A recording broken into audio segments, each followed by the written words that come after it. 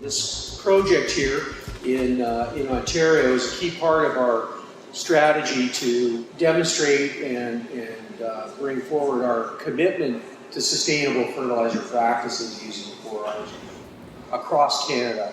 And this is one component of a national, North American and international strategy that our industry has to improve the economic, social, and environmental outcomes, all three together for fertilizer use. So the sustainability challenge, I think everyone's seen these numbers, 9.6 billion people by 2050.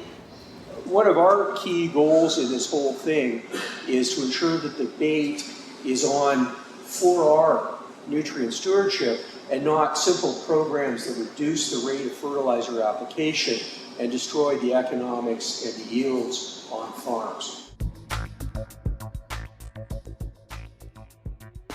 There's a lot more at stake now than there ever was. Consumers are demanding more from their food. Sustainability is an issue that's being driven down the supply chain. As Grain Farmers Ontario, we have identified sustainability as a key priority moving forward as an organization. So Grain Farmers Ontario wanted to investigate the Roundtable for Responsible Soy program, and a component of that was the 4R as the nutrient management designation for the environmental component of the RTRS program.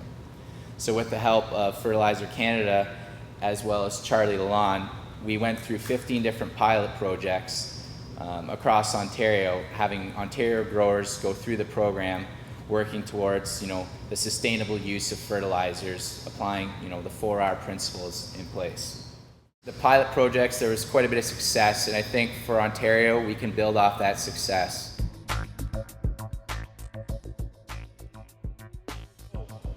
What's unique about 4Rs is the definition of those Rs, right.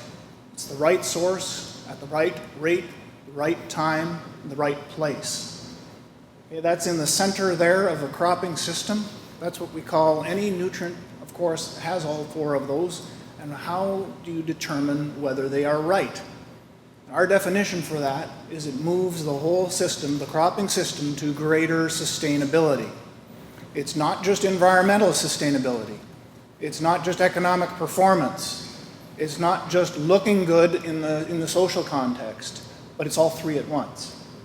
You can reduce the total impact of everything we do in crop nutrition to 9 points. And they subdivide nicely into 3 groups of 3 as well. What relates mostly to the farm level is your farmland productivity. We apply nutrients to increase productivity on farmland. And that's a great thing. It also applies to soil health because no infertile, impoverished soil can be called a healthy soil. It also applies to nutrient use efficiency. So if we put those 3 together, they actually have some trade-offs amongst each other, so we really need to be considering those 3. Those are the 3 things probably most important to monitor on your farm. So, great thing about yield maps and yield data is that it gives growers an opportunity to do a lot of experimenting on their farm. So they get to figure out what is the best practices for their operation. Currently, I would suggest that maybe 10 to 20% of farmers are collecting yield data, and a significantly small percentage is only fully utilizing that data. It is a challenge to get growers to see the value in yield data.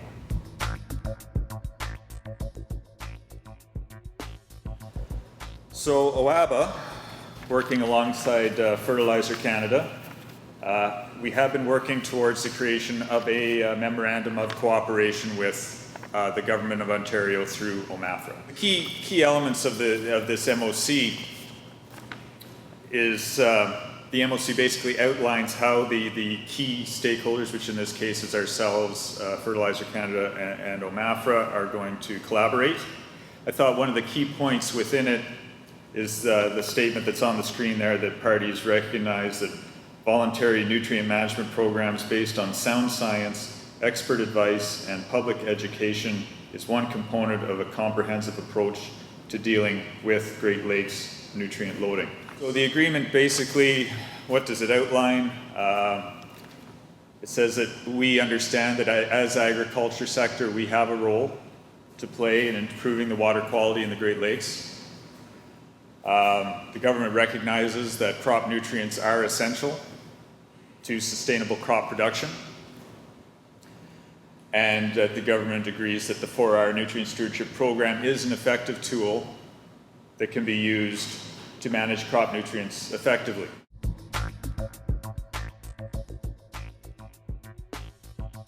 I'm just here to tell you that IRCA has a Clean Water Green Spaces program, and that's where we have a few different options for you guys where we can actually provide you some funding to do tree plantings. We can also put in wetlands. We have some different agricultural practices, so putting in buffer strips, windbreaks, rock chutes, so erosion structures, as well as we offer some funding for water wellhead capping.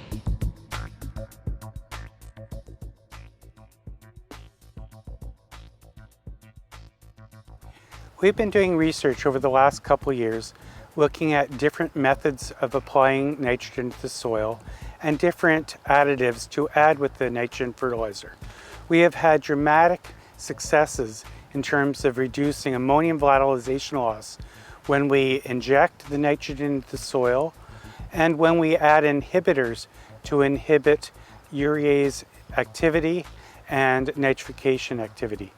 Both of these have reduced ammonium losses from the soil as well as nitrous oxide emissions while increasing the amount of nitrogen that goes into the crop to increase yields.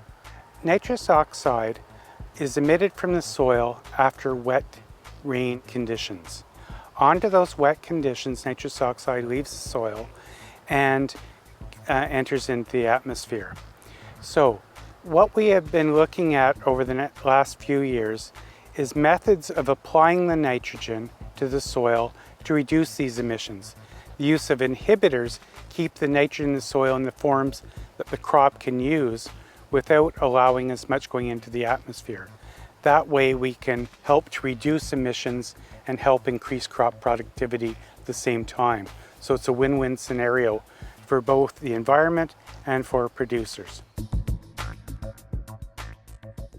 Basically, went into an undertaking of rebuilding our John Deere air seeder so that we could put all of our fertilizer nutrients into the ground before we start planting, and we could also shorten that time frame up so that we could do that in the spring and plant right behind it. We didn't have to worry about winter weather occurrences taking all our nutrients out.